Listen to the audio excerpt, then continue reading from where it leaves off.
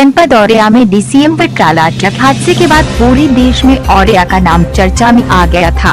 मौके पर 26 प्रवासी मजदूर व उपचार के दौरान 3 प्रवासी मजदूरों की इस हादसे में दर्दनाक मौत हो गई थी, जिसको लेकर राष्ट्रपति से लेकर प्रधानमंत्री व मुख्यमंत्री ने भी इस हादसे पर गहरा दुख जताया था।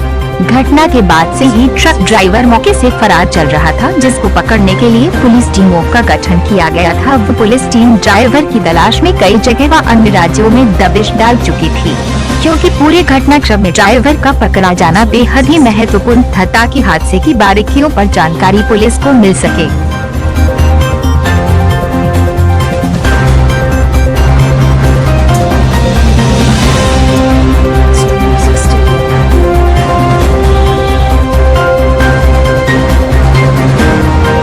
कोतवाली औरैया अंतर्गत निहौली के पास दिनांक 15 मई की देर रात ट्राला से एक्सीडेंट होकर, जिसमें उस दिन 26 लोगों की उस दिन मौत हो गई थी। उसमें ट्रक चालक, जो कि रामगढ़ अलवर राजस्थान का रहने वाला है, उसको आज गिरफ्तार कर लिया गया है।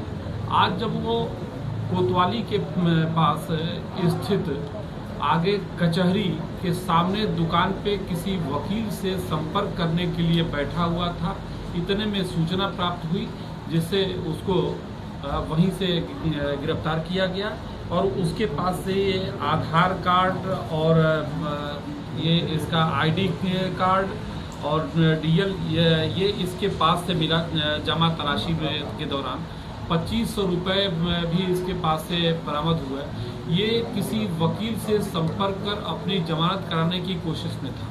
इसके द्वारा बताया गया कि भरतपुर बॉर्डर पे ट्रक को रोककर और इसके ट्रक पे काफ़ी संख्या में लोगों को वहाँ के प्रशासन द्वारा बैठाया गया था।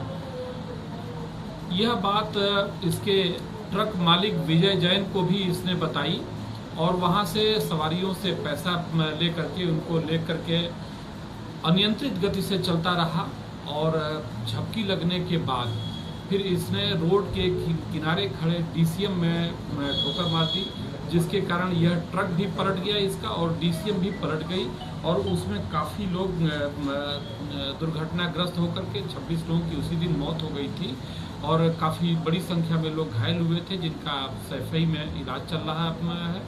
कुछ लोग इसमें डिस्चार्ज भी हुए हैं। इसमें अभी जो ट्रक मालिक हैं निशा जैन, उनके पति की भी संलिप्तता में है, इसलिए इसमें वांछित हैं, उनकी भी शीघ्र गिरफ्तारी की जाए। सर, ये ट्रक कहाँ से कहाँ जा रहा था? ये ट्रक बेसिकली अलवर से, इसमें वो मार्बल डस्ट लदा हुआ था।